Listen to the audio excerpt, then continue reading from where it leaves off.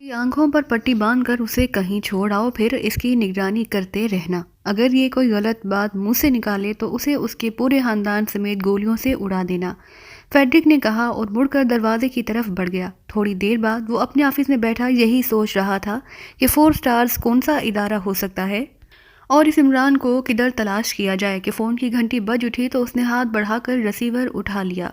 Yes, Frederick बोल रहा हूँ, फेडरिक ने कहा। सेठ असलम बोल रहा हूँ, दूसरी तरफ से भारी सी आवाज़ सुनाई दी। यस सेठ साहब, कोई खास बात? हमारे आदमियों ने रिपोर्ट दी है कि हमारे बिजनेस के खिलाफ कोई कार्रवाई हो रही है, मार्केट में मंदी हो गई है, सेठ असलम ने कहा।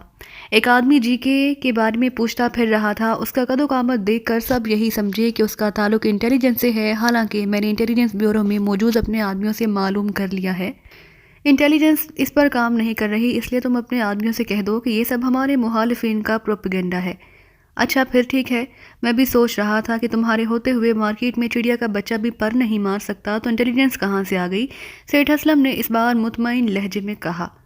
बेफिक्र रहो सेठ, सब ओके है और ओके ही रहेगा, फेडरिक ने कहा और रिसीवर रख दिया।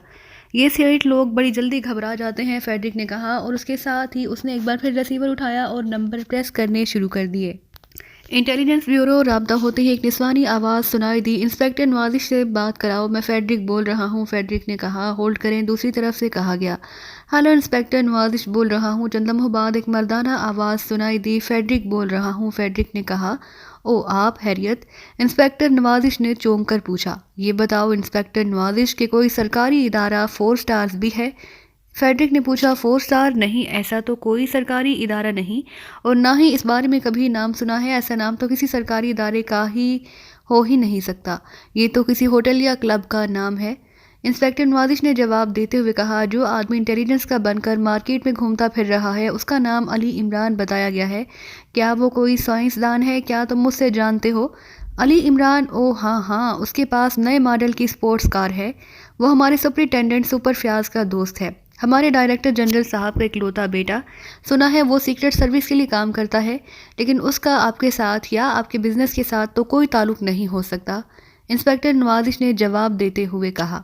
तुम्हारा सुपरिटेंडेंट तो कोई चक्कर नहीं चला रहा उस आदमी के जरिए? नहीं, ऐसा होता तो कम से कम मुझे इल्म होता। ये अली इमरान कहाँ रहता है, अपने बाप के साथ या कहीं और? मुझे मुकम्मल एड्रेस तो मालूम नहीं, अलबत्ता किसी फ्लैट में रहता है। सीक्रेट सर्विस का तो ऐसे मामलात से कोई ताल्लुक नहीं होता, फिर ये आदमी क्यों पूछ गूछ करता फिर रहा है और ये 4 स्टार्स क्या है? फेडरिक ने रिसीवर रखकर बड़बड़ाते हुए कहा। फिर उसके जहन में इंस्पेक्टर नवाजिश की बात आ गई कि 4 स्टार्स किसी क्लब का नाम हो सकता है, तो उसने एक बार फिर रिसीवर उठाया और नंबर प्रेस करने शुरू कर दिए। यस, हेनरी बोल रहा हूँ, मैं फेडरिक बोल रहा हूँ। ओ आज कैसे याद कर लिया फेडरिक? पहले तो मुलाकातें भी हो जाती थी, अब तो फ़ोन पर भी बात नहीं होती। क्या बहुत चल पड़ा है जीके का धंधा? दूसरी तरफ से बड़े बेतकल्लुफाना लहजे में कहा गया। हाँ, अब पहले से नेटवर्क बहुत वसी हो गया है, इसलिए वाकई बिजनेस के मामलात से फुर्सत ही नहीं मिलती। बहरहाल धंधे तो होते रहते हैं। मैंने इसलिए फ़ोन किया है कि क्या दारुल हुकूमत में कोई 4 स्टार्स नाम का क्लब भी है? फेडरिक ने कहा। 4 स्टार्स नहीं, इस नाम का तो कोई क्लब नहीं, अलबत्ता बड़े होटलों की कैटेगरियां होती हैं, 2 स्टार्स, 3 स्टार्स, 4 स्टार्स। तुम क्यों पूछ रहे हो, कोई खास बात? एक आदमी हमारे धंधे के बारे में मार्केट से मालूमात हासिल करता फिर रहा था, उसने बताया कि उसका तारुक सरकारी इदारे 4 स्टार्स से है। मैंने उस बारे में मालूमात हासिल की तो बताया गया कि सरकारी इदारे का तो नाम ऐसा नहीं हो सकता, ये तो किसी क्लब या होटल का नाम ही हो सकता है, इसलिए मैंने तुमसे पूछा है। उस आदमी का नाम पता किया है? उसका नाम तो अली इमरान बताया गया है, साइंसदानों वाली डिग्रियां भी उसने हासिल की हुई हैं और डायरेक्टर जनरल इंटेलिजेंस ब्यूरो का इकलौता बेटा बताया जाता है। ये किसी फ्लैट में रहता है। वेरी बैड फेडरिक, मौत ने तुम्हारे आदमी और तुम्हारे धंधे का रास्ता देख लिया है। मेरा पुरखुलूस मशवरा है कि तुम यहाँ से फ़ौरन निकल जाओ और अपनी जान बचा लो, वरना ये आदमी दुनिया का खतरनाक तरीन आदमी समझा जाता है, जिसके पीछे ये लग जाए उसे कहीं पनाह नहीं मिलती। सुपर पावर्स की सर्विसेज और बैनुल अक़वामी मुजरिम तंजीमें सब उसका नाम सुनकर ही काम पुटती हैं। क्या हो गया है तुम्हें? पागल तो नहीं हो गए? क्या कह रहे हो? जो मैं कह रहा हूँ दुरुस्त कह रहा हूँ। वो इस आदमी का कोई ताल्लुक इन मामलात से नहीं, लेकिन वो किसी न किसी वजह से तुम्हारे इस धंधे के पीछे लग गया है, तो फिर समझो कि भूत पीछे पड़ गया है, इसलिए कह रहा हूँ। اس کا پتہ تو تمہیں معلوم ہوگا۔ نہیں، مجھے نہیں معلوم، البتہ اس کا ایک شاگرد انڈرورلڈ میں کام کرتا ہے، وہ بھی انتہائی خطرناک آدمی سمجھا جاتا ہے۔ اس کا نام ٹائگر ہے، لیکن میرا مشورہ ہے کہ تم اس کے پیچھے مت بھاگو، اپنے نیٹ ورک کو مضبوط کرو یا پھر یہاں سے نکل جاؤ، اسی میں تمہاری بچت ہے۔ ٹھیک ہے، شکریہ۔ یہ ہنری اب بوڑھا ہو گیا ہے، پاگل ہو گیا ہے، نان سینس، فیڈرک نے کہا، اور پھر میز کی دراز کھول کر اس نے اس میں سے شراب کی چھوٹی بوتل نکالی اور اس کا ڈھکنا کھول کر منہ سے لگا لیا۔ عمران صاحب، اس نیٹ ورک کی کسی بڑی مچھلی پر ہاتھ ڈالنا پڑے گا، پھر اس کی وسعت سامنے آئے گی۔ دکانداروں کو پکڑنے سے کچھ نہیں ہوگا، صدیقی نے کہا۔ کسی بڑی مچھلی کے لیے بھی تو کانٹے میں کچھ نہ کچھ لگانا پڑے گا، ورنہ یہ لوگ اس قدر محتاط ہیں کہ معمولی سے خطرے سے کچرے کی طرح آپ کو سیکڑ لیتے ہیں۔ عمران نے ہاتھ میں موجود پیکٹ کو الٹ پلٹ کر دیکھتے ہوئے کہا۔ وہ اس وقت صدیقی کے فلیٹ میں موجود تھا۔ اس نے صدیقی کو گولڈن کولوگ کے بارے میں سب کچھ بتا دیا، اور اس کے کہنے پر صدیقی ہی جا کر ڈاکٹر صدیقی سے یہ پیکٹ لے کر آیا جو وہاں احمد رضا نے بھجوایا تھا۔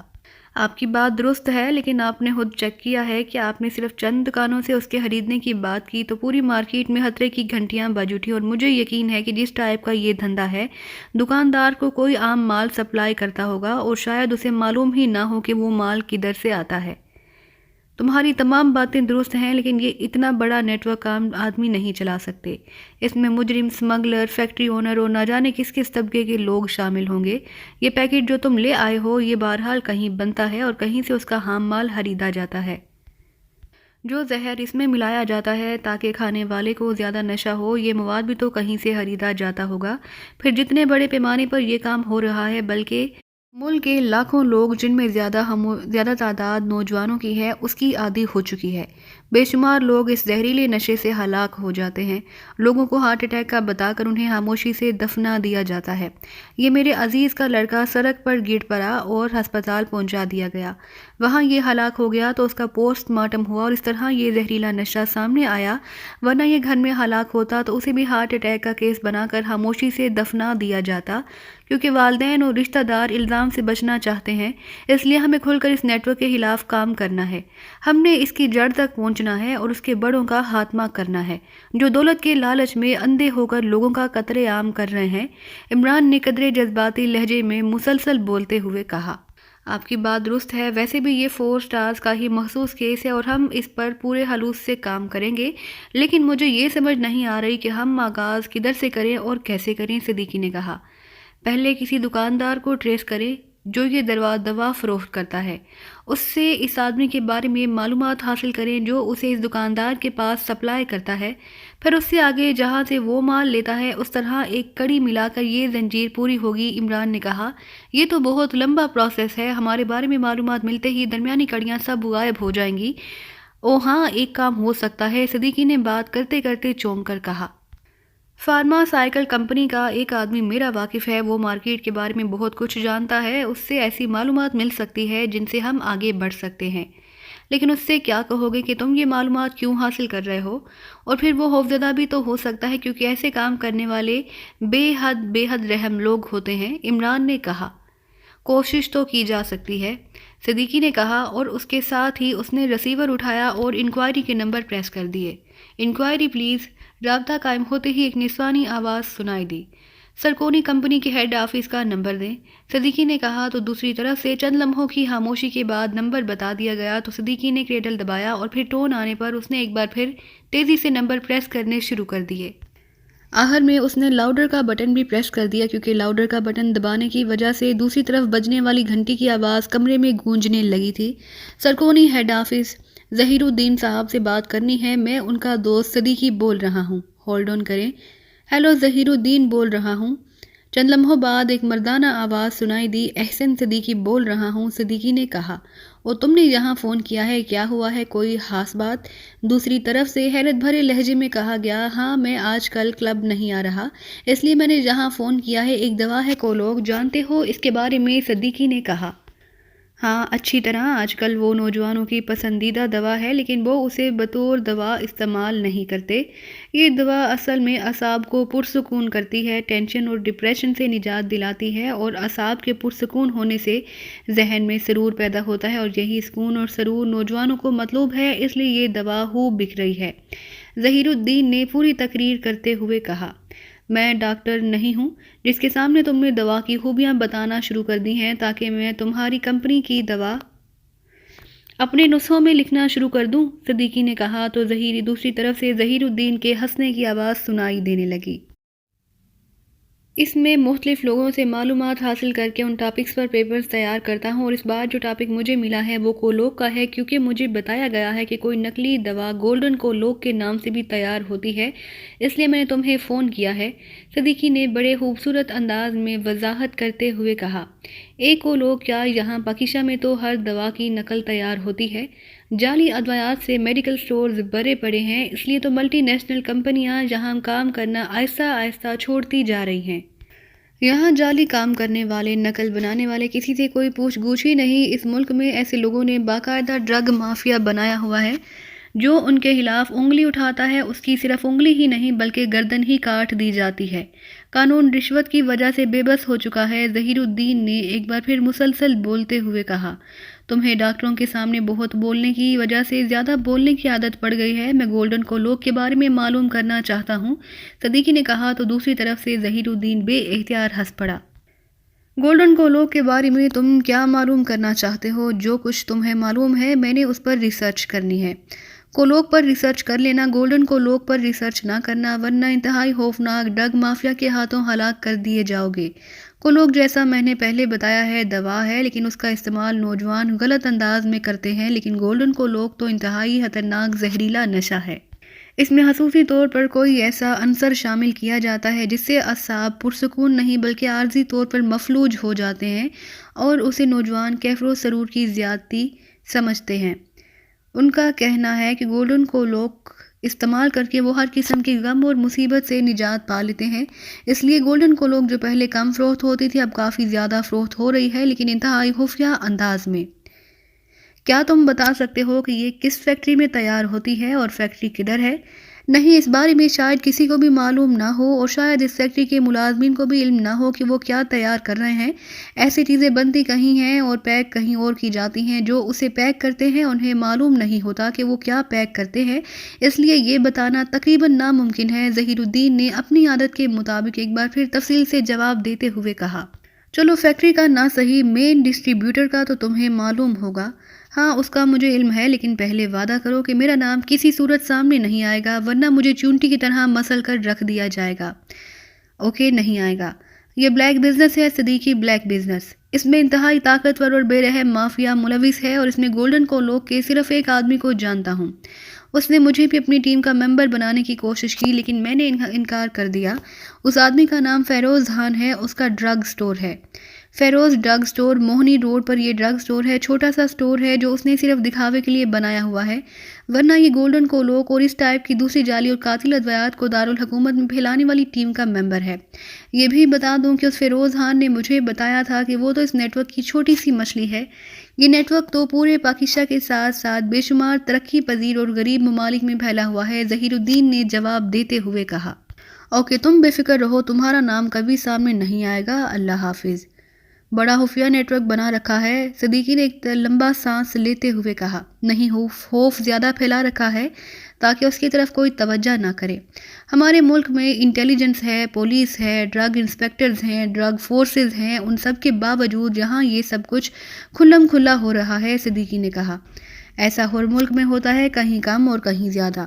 برائیاں ہر جگہ پر ہیں، البتہ یہ بات درست ہے کہ ہمارے ملک میں برائیوں کے خلاف جد و جہد بہت کم ہے۔ بہرحال تم اس فیروز خان کو چیک کرو، پھر جب کسی بڑے پر ہاتھ پڑنے لگے تو مجھے بتا دینا، عمران نے اٹھتے ہوئے کہا۔ ٹھیک ہے، میں کال کر دوں گا، صدیقی نے بھی اٹھتے ہوئے کہا، اور پھر عمران صدیقی کو اللہ حافظ کہہ کر واپس اپنی کار میں آیا، اور چند لمحوں بعد اس کی کار تیزی سے اپنے فلیٹ کی طرف بڑھی چلی جا رہی تھی۔ اسے یقین تھا کہ اب 4 سٹارز اس کے خلاف تیزی سے کام کریں گے اور اس خوفناک نیٹ ورک کو جڑوں سے اکھاڑ دیا جائے گا۔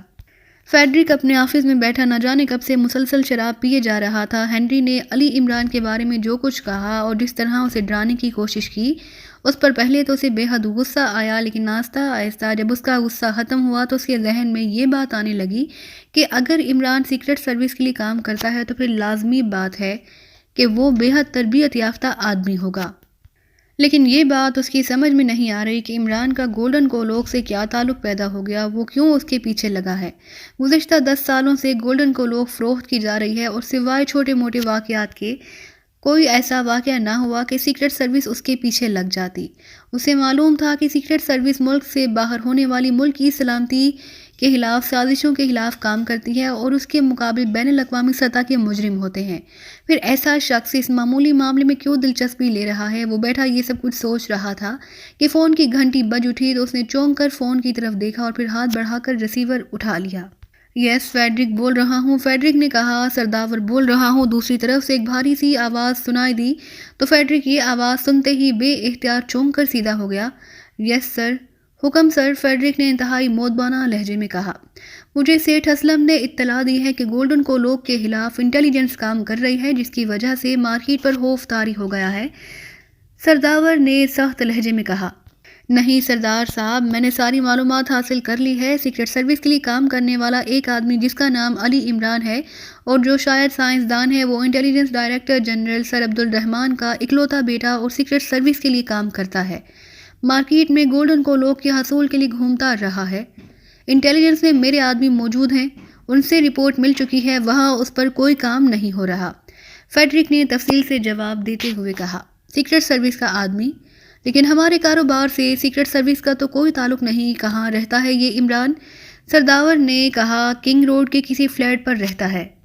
ٹھیک ہے، اسے فوری طور پر فنش کرا دو، چاہے پورے کنگ روڈ کو میزائلوں سے کیوں نہ اڑانا پڑے، اور پھر اس کی لاش میڈیسن مارکیٹ میں پھینکوا دینا تاکہ لوگوں کا خوف ختم ہو سکے۔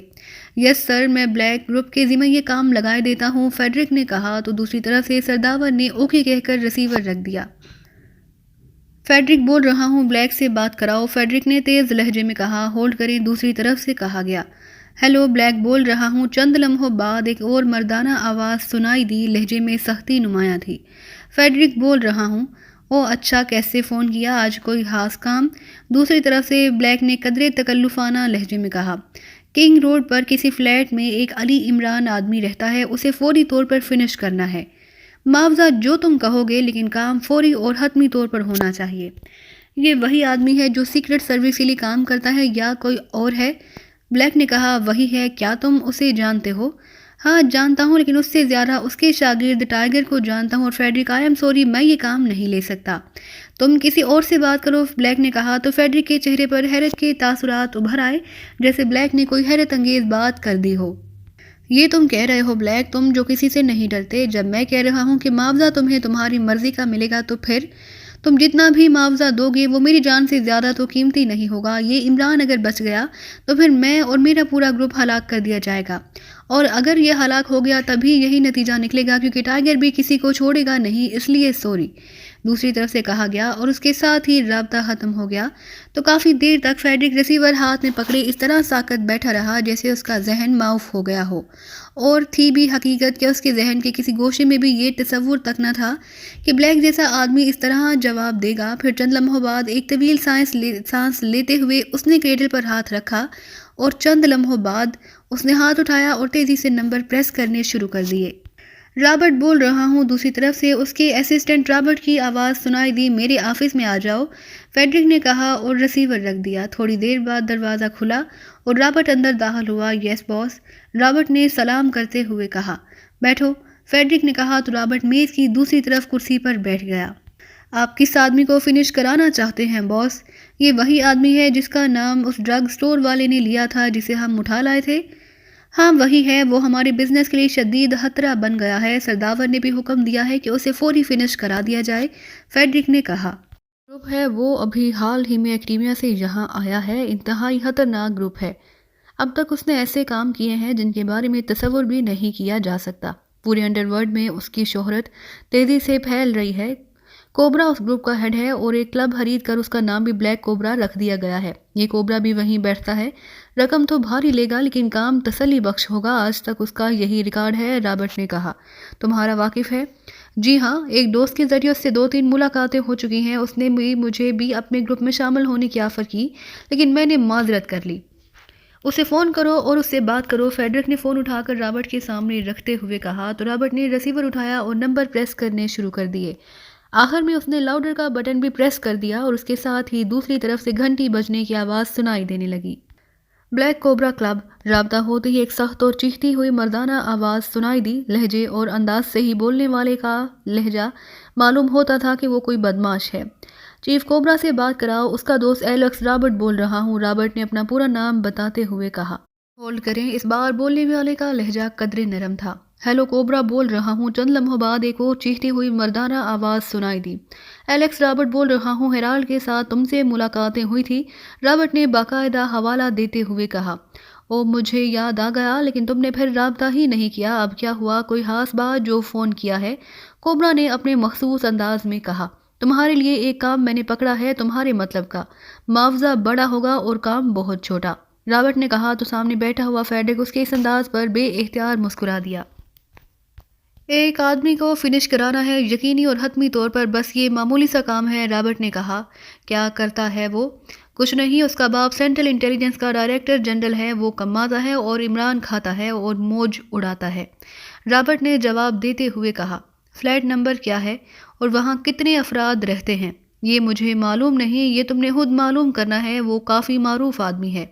ओके, मुआवजा कितना दोगे? एक आदमी हलाक करने का जो मुआवजा तुम लेते हो वो बता दो, रॉबर्ट ने कहा। तुमने खुद कहा है कि ये तरबियत याफ्ता एजेंट है, आम आदमी नहीं, इसलिए मुआवजा $10 लाख होगा। यस करो या नो, बात खत्म, कोबरा ने कहा। ठीक है, मिल जाएंगे, असूल के मुताबिक निस्फ पहले और निस्फ काम होने के बाद, रॉबर्ट ने फेडरिक के इस बात में सर हिलाने पर जवाब दिया। नहीं, इस काम में मुकम्मल मुआवजा पहले लिया जाता है, वरना नहीं, और बात खत्म, कोबरा ने कहा। उसका शायद बोलने का महसूस अंदाज था। कितना वक्त लोगे, रॉबर्ट ने पूछा। पहले मुझे वहाँ चेक कराना पड़ेगा, मुकम्मल मालूमात हासिल करूँगा, फिर प्लान बनाकर काम कराऊँगा, इसलिए 2 रोज़ का वक्त लूँगा, उससे ज़्यादा नहीं।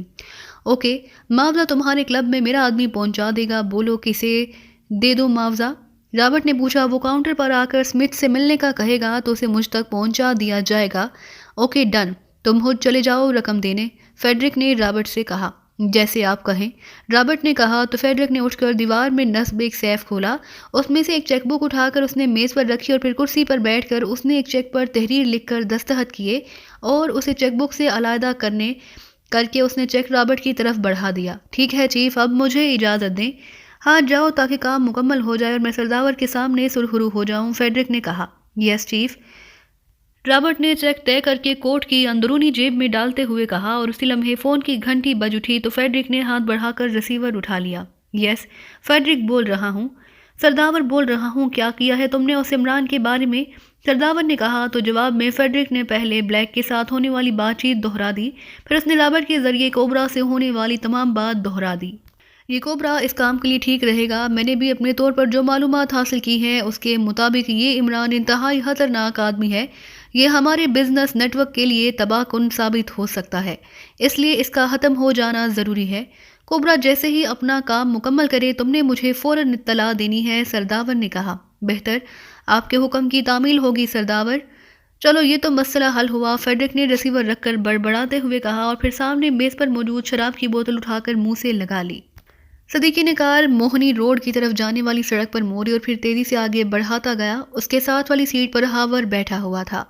सदीकी ने इमरान के जाने के बाद 4 स्टार्स के हेडक्वार्टर में 4 स्टार्स की मीटिंग कॉल की और फिर उन्हें गोल्डन कोलो के बारे में तमाम तफसील बताने के साथ साथ ये भी बता दिया कि उसने अपने एक दोस्त ज़हीरुद्दीन के जरिए इस नेटवर्क के एक आदमी फ़िरोज़ खान का सुराह लगाया है जिससे आगे काम बढ़ाया जा सकता है।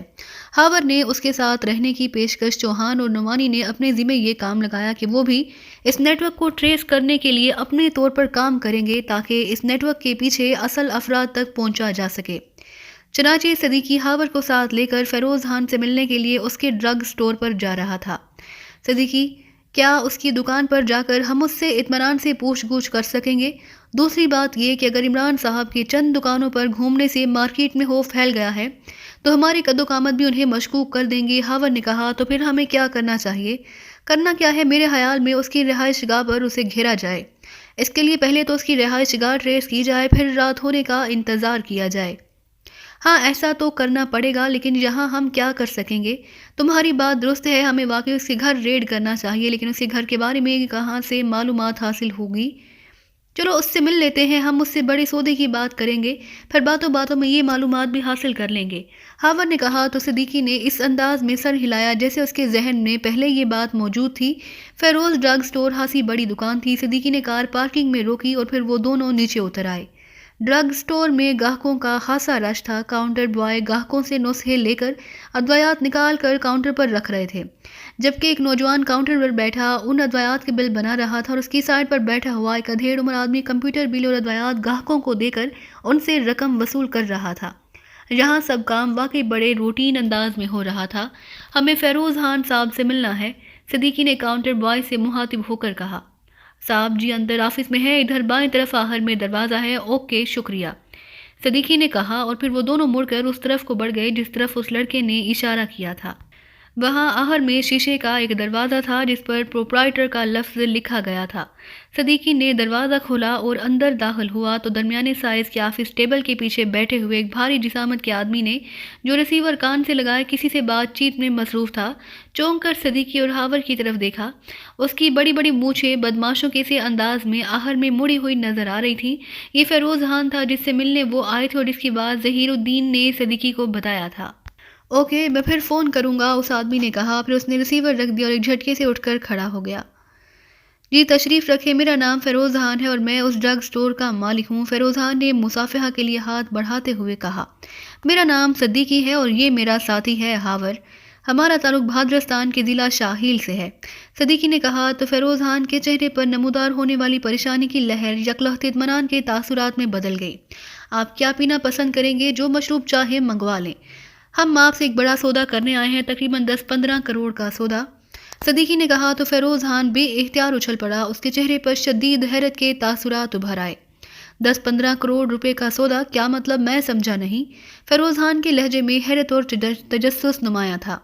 ہمارے علاقے میں اسے زہریلا نشہ کہا جاتا ہے، آپ کے ہاں اس کا کوئی انگریزی نام ہے جو ہماری زبان پر نہیں چڑھتا۔ یہ زہریلا نشہ یہاں سے شاہیل خفیہ طور پر لے جایا جاتا ہے، لیکن اب وہاں سے استعمال کرنے والوں کی تعداد کافی بڑھ گئی ہے، بلکہ بھادرستان کے دور دراز کے علاقوں میں بھی اس کی مانگ ہونے لگ گئی ہے۔ ہمیں شاہیل کے ایک ڈرگ سمگلر اعظم خان نے آپ کے بارے میں بتایا تھا کہ آپ سے سودا کیا جائے تو آپ خود یا کسی اور ذریعے سے مال سپلائی کرتے ہیں۔ مال جہاں پاکستان میں جہاں آپ چاہیں گے ہمارے آدمیوں کے حوالے کریں گے، اسے بھادرستان لے جانا ہمارا کام ہے۔ ہمارے ٹرک خفیہ راستوں سے آتے جاتے رہتے ہیں، اور یہ بھی بتا دوں کہ ہمارے مال نقد خریدیں گے چاہے وہ کتنے ہی کروڑ کا ہو، صدیقی نے کہا۔ اور اسی لمحے ایک نوجوان مشروب کی 2 بوتلیں اٹھائے اندر داخل ہوا۔ اس نے ایک ایک بوتل صدیقی اور ہاورڈ کے سامنے رکھ دی اور پھر دروازہ کھول کر باہر نکل گیا۔ لیجئے، فیروز خان نے کہا، آپ نے میری بات کا جواب نہیں دیا؟ اس لیے جناب کہ میں کسی زہریلے تو ایک طرف کسی عام نشے کا کام بھی نہیں کرتا، میرا تو میڈیکل سٹور ہے اور بس، غالباً آپ کسی اور کی غلط فہمی کی وجہ سے یہاں آ گئے ہیں، فیروز خان نے کہا۔ ہمارا کاروبار بڑا کھرا ہے، ٹھیک ہے، مشروب کا شکریہ، اب ہمیں اجازت، صدیقی نے کہا اور اٹھ کھڑا ہوا۔ اس کے اٹھتے ہی ہاورڈ بھی اٹھ کھڑا ہوا، ان دونوں کے اٹھتے ہی فیروز خان بھی اٹھ کر کھڑا ہو گیا۔ میں شرمندہ ہوں جناب کہ میں آپ کے کام نہ کر سکا، فیروز خان نے مصافحہ کرنے کے لیے ہاتھ بڑھاتے ہوئے کہا۔ کوئی بات نہیں، پھر ملاقات ہوگی، آپ کی رہائش گاہ کدھر ہے؟ صدیقی نے ویسے ہی رواداری میں پوچھا۔ گلستان کالونی میں رہائش ہے میری، فیروز خان نے بھی اسی طرح رواداری میں جواب دیتے ہوئے کہا۔ کوٹھی نمبر کیا ہے؟ کوٹھی نمبر 40 ہے، لیکن میں واقعی یہ کاروبار نہیں کرتا، صاف ستھرا بزنس کرتا ہوں۔ اوکے ٹھیک ہے، خدا حافظ، صدیقی نے کہا، اور پھر وہ دونوں مڑ کر کمرے سے باہر آ گئے۔ کار میں بیٹھ کر صدیقی نے جیب سے ایک چھوٹا سا آلہ نکالا اور اس کا بٹن پریس کر کے آلہ واپس جیب میں رکھ لیا۔ ڈکٹا فون لے آئے ہو؟ ہاورڈ نے آ کر چونکتے ہوئے کہا۔ ہاں، شاید اس طرح کوئی راستہ مل جائے، ویسے یہ بندہ بے حد شاطر لگتا ہے، آسانی سے قبول نہیں کرے گا، ہاورڈ نے کہا۔ ہاں، ایک تو ہمارے قد و قامت ایسے ہیں کہ لوگ فوراً مشکوک ہو جاتے ہیں کہ ہمارا تعلق پولیس، فوج یا انٹیلیجنس سے ہے، اور دوسری بات یہ کہ ہم نے جا کر براہ راست بات کر لی، جبکہ ایسے بزنس میں معاملات کو بے حد سیکرٹ رکھا جاتا ہے۔ اب کہاں کا پروگرام ہے؟ ہاور نے پوچھا۔ فی الحال تو واپس ہیڈ کوارٹر جا رہے ہیں، صدیقی نے کہا تو ہاور نے اس بات میں سر ہلا دیا اور پھر تقریباً 1 گھنٹے بعد دونوں ہیڈ کوارٹر میں بنے ہوئے اپنے آفس میں بیٹھے ہوئے تھے۔ صدیقی نے جیب سے وہ آلہ نکالا اور اس کا بٹن پریس کر دیا تو آلے میں سے فیروز خان کی آواز سنائی دینے لگی۔ یہ معاملہ مجھے خطرناک لگ رہا ہے ماجد۔ دونوں ملٹری انٹیلیجنس کے آدمی لگتے تھے۔ انہوں نے گو نام بہادرستان کا لیا، لیکن بہادرستانیوں جیسا نہ ان کا لہجہ تھا اور نہ ہی انداز گفتگو۔ انہوں نے خاص طور پر مجھ سے میری رہائش گاہ کے بارے میں معلوم کیا۔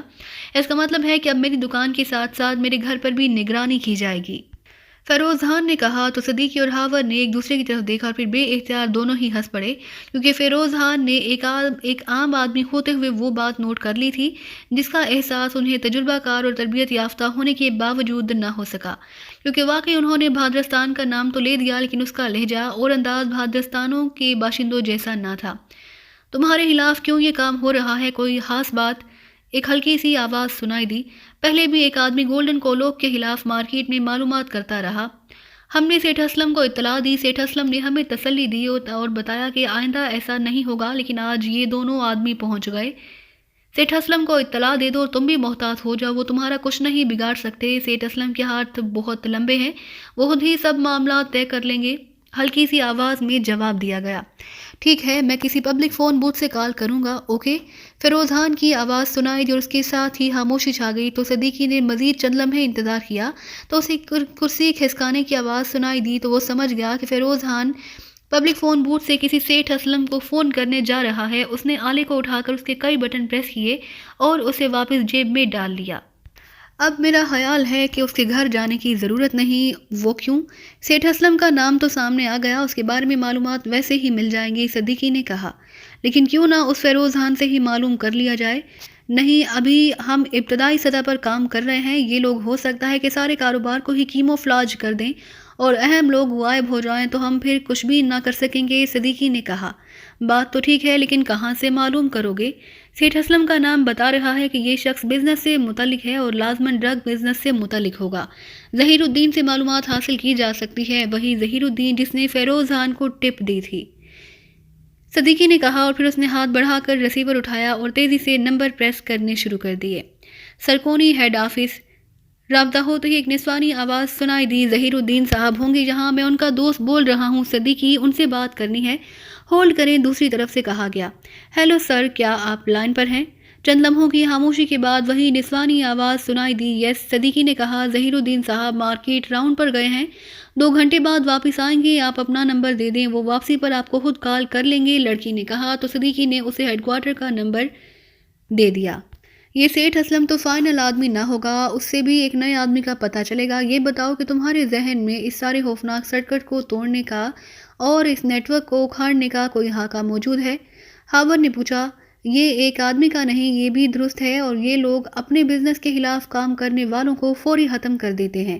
اس معاملے میں یہ انتہائی بے رحم اور شفاق واقعہ ہوئے ہیں، اس لیے میں کھل کر اس وقت تک سامنے نہیں آنا چاہتا جب تک اصل سرغنوں تک نہ پہنچ جاؤں، پھر ان سے تمام معلومات حاصل کر کے ہم یہ کیس چیف ایکسٹو کے ذریعے سر عبد الرحمان کو ریفر کر دیں گے۔ سر عبد الرحمان ان معاملات میں بے حد ٹچے ہیں، وہ انٹیلیجنس اور پولیس کی مدد سے سارے کاروبار کو جڑ سے اکھاڑ دیں گے، صدیقی نے کہا۔ تو پھر پہلے ایکسٹو سے بات تو کر لو تاکہ اسے معلوم ہو کہ ہم کس معاملے پر کام کر رہے ہیں، ہاور نے کہا۔ چیف نے کہا ہے کہ ہم کام کرتے رہیں، جب کوئی نتیجہ سامنے آئے پھر کال کریں، رسمی اجازت کی ضرورت نہیں، صدیقی نے جواب دیا۔ پھر ٹھیک ہے، ہاور نے مسکراتے ہوئے جواب دیا۔ پھر اسی طرح باتیں کرتے ہوئے اور چائے پیتے ہوئے انہیں تقریباً 2.5 گھنٹے گزر گئے کہ فون کی گھنٹی بج اٹھی تو صدیقی نے ہاتھ بڑھا کر ریسیور اٹھا لیا۔ صدیقی بول رہا ہوں، ظہیر الدین بول رہا ہوں، تم نے شاید کمپنی آفس فون کیا تھا، میں اس وقت مارکیٹ راؤنڈ پر تھا، کیا بات ہے خیریت؟ ظہیر الدین کی آواز سنائی دی تو صدیقی نے لاؤڈر کا بٹن پریس کر دیا۔ فیروز خان نے ویسے تو گولڈن کولوک کے نیٹ ورک کا حصہ ہونے سے صاف انکار کر دیا اور ہم نے بھی اس کی بات مان لی، لیکن اس سے ایک اور آدمی سیٹھ اسلم کے نام کا پتہ چلا۔ کیا تم اس سیٹھ اسلم کے بارے میں کچھ جانتے ہو؟ صدیقی نے پوچھا۔ کیا کہہ رہے ہو تم؟ اس نے غلط بیانی کی ہے، سیٹھ اسلم تو ہماری کمپنی کا مین ڈسٹریبیوٹر ہے، انتہائی ایماندار اور صاف ستھرا کام کرنے والا آدمی۔ सेठ मेडिसन कॉरपोरेशन के नाम से उसका ड्रग डिस्ट्रीब्यूशन का काम है और हमारी कंपनी के साथ साथ और भी कई बड़ी और मल्टी नेशनल कंपनियों का भी मेन डिस्ट्रीब्यूटर है। आज तक उसके बारे में कोई गलत बात नहीं सुनी, बल्कि वो इंतहाई फयाज और सही दिल आदमी है। कई समाज और फलाही तंजीमों का सदर है और गरीबों खसूसन मरीजों की फलाह बहबूद के लिए कई प्रोजेक्ट पर भी उसने कायम कर रखे हैं। ओके, फिर वाकई उसने गलत बयानी की है क्योंकि तुम्हारी शहादत सबसे ठोस है। Okay, thank you. ये क्या हुआ? ये तो उल्टा नतीजा निकल आया, हावर ने कहा तो सदीकी बे एहतियार हंस पड़ा। उल्टा नहीं बल्कि मामला कन्फर्म हो गया। कन्फर्म कैसे? ऐसे लोग अपनी असलियत छुपाने के लिए समाजी और फलाही इदारों में शरीक होते हैं ताकि उन पर शक ना पड़ सके कि वो किसी गलत काम में मुलविस है। तुम्हें भी इस अंदाज की केसेस में तजुर्बा कम है, और जबकि मैं इमरान साहब के साथ ऐसे मामलात में काफ़ी काम कर चुका हूँ, इसलिए ज़हीरुद्दीन की बात सुनकर मैं कन्फर्म हो गया कि सेठ असलम इस ब्लैक ड्रग बिजनेस में बहरहाल मुलविस है। सदीकी ने कहा, तो फिर अब मज़ीद क्या करना है? अब उस सेठ असलम को अगवा करके यहाँ लाना होगा, क्योंकि इस सतह का आदमी ऊपर के लोगों में शामिल होता है, उससे सारी मालूमात मिल जाएंगी। सदीकी ने कहा तो हावर ने इस बात में सर हिला दिया। इमरान ने कार को होटल शेराज के कंपाउंड गेट में मोड़ा और फिर कार एक साइड पर बनी हुई पार्किंग की तरफ ले गया। पार्किंग में कारों की तादाद हासी थी, क्योंकि होटल शेराज के खाने पूरे दारुल हुकूमत में अपने जायके और क्वालिटी की वजह से मशहूर थे। इस वक्त चूँकि दोपहर का वक्त था और इमरान ने लंच करने के लिए ही कार का रुख होटल की तरफ मोड़ा था, क्योंकि सुलेमान की तबीयत आज सुबह से खराब थी, इसलिए इमरान ने उसे लंच बनाने से रोक दिया और उसे कहा कि वो लंच बाहर कर लेगा, बल्कि अगर वो कहे तो वो उसके लिए भी लंच पैक करा कर ले आएगा। लेकिन सुलेमान ने कहा वो लंच में कोई भारी गज़ा खाने की बजाय थोड़ा सा फल खा लेगा ताकि उसकी तबीयत ज़्यादा खराब ना हो। होटल का हाल आधे से ज़्यादा भरा हुआ था। इमरान चूँकि अक्सर यहाँ आता रहता था, इसलिए यहाँ का सारा अमला उसे बहुत अच्छी तरह जानता था। उसके अंदर दाखिल होते ही एक सुपरवाइज़र तेज़ी से उसकी तरफ बढ़ा। आइए इमरान साहब, इधर मखसूस नशिस्तें हैं। सुपरवाइज़र ने करीब आकर मोदबाना लहजे में कहा और एक तरफ इशारा कर दिया जहाँ एक कोने में बाकी मेज़ों से हटकर 2 मेज़ें लगाई गई थी, ताकि खाने के दौरान साथ वाले लोगों की बातों की शोर से बचा जा सके। इन नशिस्तों पर खाना भी महसूस ही लगता था, मसलन पाए, सिरी, ओजड़ी की डिशें या बाचानियों की तरह हशरातल आरस की डिशें। इमरान ने उस तरफ बढ़ते हुए कहा तो सुपरवाइज़र बे एहतियार हंस पड़ा। ओरिएंटल खाने तो हैं इमरान साहब, लेकिन इस कदर ओरिएंटल नहीं, सुपरवाइज़र ने हंसते हुए कहा। इस कदर ठीठ ओरिएंटल कहो। बहरहाल ये तो तुम भी तस्लीम करोगे कि ये खाने होते बड़े लजीज और कुव्वत बख्श हैं। इमरान ने मेज़ के साथ पड़ी हुई कुर्सी पर बैठते हुए कहा। यस सर, लेकिन खास लोग उन्हें नहीं खाते, खास तौर पर हमारा पोश तबका तो उन्हें लोअर क्लास खाने कहता है, सुपरवाइज़र ने कहा, और फिर वेटर को भेजने का कहकर वो तेज़ी से वापस मुड़ गया। शायद वो इमरान की मज़ीद बातों से बचना चाहता था और इमरान मुस्कुरा दिया। यस सर, लेकिन खास लोग उन्हें नहीं खाते। चंद लम्हों बाद वेटर ने मेन्यू कार्ड इमरान के सामने रखते हुए इंतहाई मोदबाना लहजे में कहा। वेटर अधेड़ उम्र था, इसलिए इमरान ने उससे मजाक करने की बजाय मेन्यू खोल कर उसे खाने का आर्डर दिया और वेटर आर्डर नोट करके और सलाम करके वापस मुड़ गया। थोड़ी देर बाद वो ट्राली धकेलता हुआ आया और उसने खाने इमरान के सामने रखना शुरू कर दिए। मैं हाथ धोआऊं, इमरान ने उठते हुए कहा और फिर साथ ही कोने में मौजूद वॉशरूम की तरफ बढ़ गया। उसने हाथ धोए और वापस आकर कुर्सी पर बैठ गया तो वेटर खाली ट्राली धकेलता हुआ वापस मुड़ गया। खाना खाने के बाद इमरान ने उठकर एक बार फिर हाथ धोए और वापस आकर उसने काफ़ी का आर्डर कर दिया। फिर वो इसी तरह इत्मीनान से बैठा काफ़ी पीता रहा कि वही सुपरवाइज़र तेज़ी से चलता हुआ इमरान के करीब आया। सर, कोई प्रॉब्लम तो नहीं हुआ? सुपरवाइज़र ने मुस्कुराते हुए कहा। जिस होटल को तुम सुपरवाइज कर रहे हो वहाँ क्या प्रॉब्लम पेश आ सकता है? इमरान ने मुस्कुराते हुए कहा। Thanks sir, thanks sir, supervisor ने इंतहाई मुसरत भरे लहजे में कहा और वापस मुड़ गया। इमरान ने वेटर को बुलाकर बिल अदा किया और हासी भारी टिप देने के बाद वो उठकर बाहर बैरूनी दरवाजे की तरफ बढ़ता चला गया। थोड़ी देर बाद उसकी कार वापस अपने होटल की तरफ बढ़ी चली जा रही थी, क्योंकि अब उसका मूड मुताले का बन रहा था। वो चंद किताबें जो 2 रोज़ पहले उसे यूरोप से भिजवाई गई थी वो पढ़ना चाहता था, लेकिन उसके जहन में एक खलिश महसूस हो रही थी कि होटल का सुपरवाइज़र उसका शुक्रिया अदा करने खसूसी तौर पर क्यों आया था। क्या वो सैकड़ों बार इस होटल में खाना खा चुका था, लेकिन आज से पहले कभी सुपरवाइज़र ने आकर इस तरह बात ना की। अलबत्ता वो होटल आने वालों को उनकी पसंदीदा सीट के लिए रहनुमाई ज़रूर करते थे, लेकिन इस तरह खाने के बाद आकर और शुक्रिया अदा करके जब वापस चले जाना उसे अजीब लग रहा था। गो उसके जहन में कोई बात वाज़ेह ना थी, लेकिन खलिश उसके जहन में बहरहाल मौजूद थी। फिर एक मोड़ मुड़ते ही जैसे ही उसकी कार جیسے ہی اس کی نظریں کار کی سائیڈ شیشے پر پڑی تو اسے سیاہ رنگ کی کار اپنے پیچھے آتی دکھائی دی، تو وہ بے اختیار چونک پڑا کیونکہ پچھلے موڑ پر بھی اسے وہ اپنے پیچھے دیکھ چکا تھا۔ اس کار کے بمپر پر ایک محسوس سٹیکر سے اس نے اسے پہچان لیا۔ کار میں 2 آدمی تھے۔ عمران شک پڑتے ہی کار کو دانستہ مختلف سڑکوں پر موڑ کر لے گیا، لیکن وہ کار واقعی اس کے پیچھے تھی۔ اب عمران کو یقین ہو گیا کہ یہ کار واقعی اس کا تعاقب کر رہی ہے، تو عمران نے کار کا رخ ایک نسبتاً ویران سڑک کی طرف موڑ دیا۔ چند لمحوں بعد اس نے اپنے عقب میں آنے والی کار کو چیک کر لیا۔ اس کے ساتھ ہی اس نے کار کی سائیڈ سیٹ کو اٹھایا اور نیچے بنے ہوئے مخصوص لکڑی کے باکس میں موجود گیس پسٹل نکال کر اس نے اسے چیک کیا کہ اس میں کیپسول موجود ہے یا نہیں، پھر اسے جیب میں ڈال کر کار کی رفتار آہستہ کر دی۔ پھر کچھ آگے جانے کے بعد اس نے ایک موڑ کاٹتے ہی کار کا رخ تیزی سے بائیں طرف کو موڑا تو اس کی کار سڑک پر آڑی ہو کر رک گئی۔ اب پیچھے آنے والی کار اس کی کار سے ٹکرائے بغیر سڑک کراس نہیں کر سکتی تھی۔ کار روک کر وہ دروازہ کھول کر نیچے اترا تو اسے عقب میں تعاقب کرنے والی کار موڑ کاٹ کر آتی دکھائی دی۔ عمران نے کار کا دروازہ بند کیا ہی تھا کہ اچانک اس نے عقبی کار کو رکتے ہوئے دیکھا اور اس کے ساتھ ہی کار کی ڈرائیونگ سیٹ کی کھڑکی سے ایک ہاتھ باہر آیا اور پلک جھپکنے میں ریٹ کی تیز آوازوں کے ساتھ ہی مشین پسٹل سے نکلنے والی گولیاں بجلی کی سی تیزی سے عمران کی طرف لپکی۔ عمران کا جسم کسی برقی پارے کی طرح یکلخت ہوا میں اس طرح اٹھتا چلا گیا جیسے کوئی ہائی جمپ لگانے والے کھلاڑی کا جسم ہوا میں اٹھتا ہے، اور عین اسی لمحے گولیاں اس کے جسم کے نیچے سے بال برابر کے وقفے سے نکلتی چلی گئیں۔ اگر عمران اس طرح نہ اچھلتا یا پلک جھپکنے سے بھی کم وقت میں وہ نہ اٹھتا تو گولیاں اس کے جسم کو چھید چکی ہوتی۔ عمران کو معلوم تھا کہ وہ آدمی ہاتھ اونچا کر کے اس کو گولیوں سے چھید سکتا ہے، اس لیے اوپر اٹھتے ہوئے اس کے جسم نے ہوا میں ہی کلا بازی کھائی اور دوسرے ہی لمحے اس کا جسم عقبی کار پر جا پہنچا۔ اس کے دونوں پیر پوری قوت سے کار کی چھت پر پڑے اور ایک بار پھر وہ کلا بازی کھا کر کار کی دوسری طرف جا کھڑا ہوا جہاں سائیڈ سیٹ پر بیٹھا ہوا آدمی دروازہ کھول کر باہر نکلنے کی کوشش کر رہا تھا۔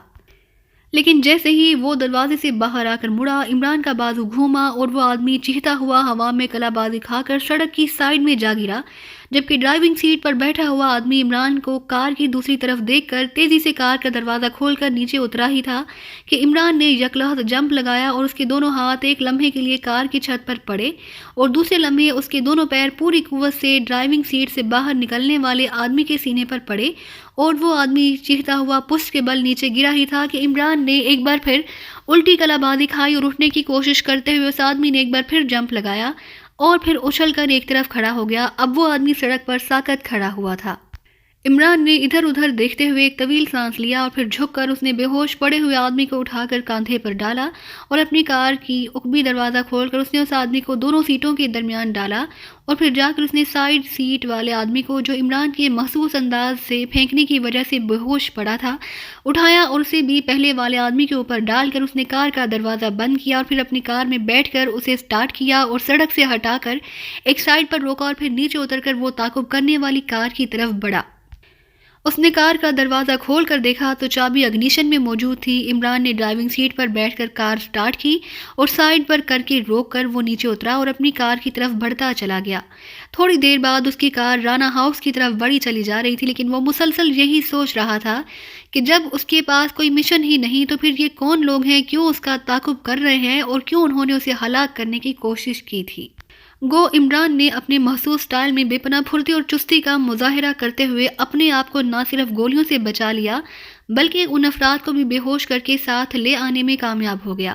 لیکن ان دونوں کے انداز سے ہی وہ سمجھ گیا کہ وہ دونوں انڈر ورلڈ کے تجربہ کار افراد ہیں۔ رانا ہاؤس پہنچ کر اس نے جوزف کو ان بے ہوش افراد کو اٹھا کر لے جانے اور بلیک روم میں کرسیوں پر جکڑنے کا حکم دیا۔ خود وہ اس کمرے کی طرف بڑھ گیا جس میں فون موجود تھا۔ کمرے میں داخل ہو کر وہ کرسی پر بیٹھا اور پھر اس نے ریسیور اٹھا کر نمبر پریس کرنے شروع کر دیے۔ سلیمان بول رہا ہوں۔ رابطہ ہوتے ہی سلیمان کی آواز سنائی دی۔ سلیمان، میں رانا ہاؤس میں ہوں اور کچھ دیر یہاں رکوں گا، اگر کوئی کال آئے یا ضرورت پڑے تو مجھے یہاں فون کر لینا۔ جی صاحب، حکم کی تعمیل ہو گئی باس، جوزف نے کہا۔ اچھا، عمران نے اٹھتے ہوئے کہا اور پھر کمرے سے نکل کر بلیک روم کی طرف بڑھتا چلا گیا۔ بلیک روم میں موجود جوانا بھی موجود تھا اور دونوں آدمی کو کرسی پر راڈ سے جکڑا گیا تھا۔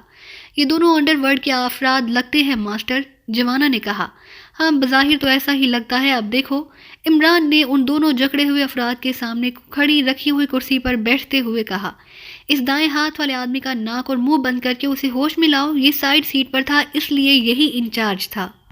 عمران نے کہا تو جوزف اس آدمی کی طرف بڑھ گیا، اس نے اس آدمی کا ناک اور منہ ایک ہاتھ سے ہی بند کر دیا۔ چند لمحوں بعد اس آدمی کے جسم میں حرکت کے آثار نمودار ہونے شروع ہو گئے تو جوزف نے ہاتھ ہٹایا اور پیچھے ہٹ کر کھڑا ہو گیا۔ اس آدمی نے کراہتے ہوئے آنکھیں کھولی اور بے اختیار اٹھنے کی کوشش کی، لیکن جکڑے ہونے کی وجہ سے وہ صرف کسمسا کر ہی رہ گیا۔ یہ کیا مطلب؟ یہ سب کیا ہے؟ اس آدمی نے انتہائی حیرت بھرے لہجے میں ادھر ادھر دیکھتے ہوئے کہا۔ تمہارا نام کیا ہے؟ عمران نے سرد لہجے میں کہا۔ میرا نام فریڈ ہے، ماسٹر فریڈ۔ یہ سب کیا ہے؟ ہم تو اپنی کار میں تھے، تم نے کار ترچھی کر کے کھڑی کی تھی اور تم نے میری کار کا دروازہ کھولا تھا، پھر کیا ہوا؟ یہ سب کیا ہے؟ ماسٹر فریڈ نے ایسے بولنا شروع کر دیا جیسے اس کی گمشدہ یادداشت دوبارہ آ گئی ہو۔ تمہارے اس دوسرے ساتھی کا کیا نام ہے؟ اس کا نام روبر ہے، مگر تم نے ہمیں جہاں کیوں اس طرح جکڑا ہوا ہے، یہ کون سی جگہ ہے؟ تمہاری طرف سے بہت حیرت کا اظہار ہو گیا، اب کام کی بات ہونی چاہیے۔ تم دونوں میری کار کا تعاقب کر رہے تھے، سب کچھ بتا دو ورنہ ان دونوں دیوتاؤں کو دیکھ رہے ہو، یہ تمہاری جسم کی ایک ایک ہڈی توڑ سکتے ہیں اور جہاں تمہاری چیخیں سننے والا بھی ہمارے علاوہ اور کوئی نہیں ہوگا۔ عمران نے انتہائی سرد لہجے میں کہا۔ تعاقب؟ یہ کیا کہہ رہے ہو؟ ہم کیوں تعاقب کریں گے؟ ہم تو تمہیں جانتے تک نہیں، ہم تو مضافاتی علاقے کے باسو جا رہے تھے، ماسٹر فریڈ نے جواب دیتے ہوئے کہا۔ جوزف؟ عمران نے جوزف کو مخاطب کرتے ہوئے کہا۔ یس باس۔ کوڑا لے آؤ اور اس سے سچ اگلواؤ۔ یس باس، جوزف نے کہا اور مڑ کر الماری میں موجود کوڑے کی جانب بڑھ گیا۔ میں سچ کہہ رہا ہوں، واقعی سچ کہہ رہا ہوں۔ تمہارے نام کے ساتھ ماسٹر کا لفظ بتا رہا ہے کہ تمہارا تعلق انڈر ورلڈ سے ہے اور انڈر ورلڈ کے لوگ بغیر کسی خاص مقصد کے کسی کا تعاقب نہیں کیا کرتے، اس لیے تمہارے حق میں بہتر یہی ہے کہ سچ بول دو، پھر تمہیں آزاد کر دیا جائے گا ورنہ تمہاری لاش بھی غائب کر دی جائے گی۔ عمران نے کہا۔ میں سچ کہہ رہا ہوں، ہمارا تم سے کوئی تعلق نہیں، ہم تو باسو جا رہے تھے، ماسٹر فریڈ نے اس بار منت بھرے اور عاجزانہ لہجے میں کہا۔ اس دوران جوزف بھی کوڑا اٹھائے واپس آ گیا تھا۔